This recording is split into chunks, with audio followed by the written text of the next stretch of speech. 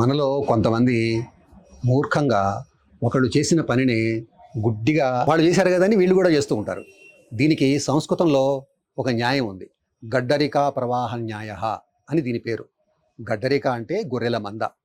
గొర్రెలు సాధారణంగా ఏం చేస్తూ ఉంటాయంటే, మొదటి గొర్రె గోతిలో పడింది అనుకోండి, మిగతా గొర్రెలు కూడా అదే గోతిలో వచ్చి పడతాయి.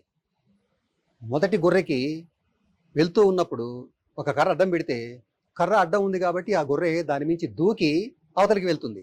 మిగతా గొర్రెలు కర్ర తీసేసిన తర్వాత కూడా అవసరం లేకపోయినా కూడా దూకి అవతలికి వెళ్తూ ఉంటాయి.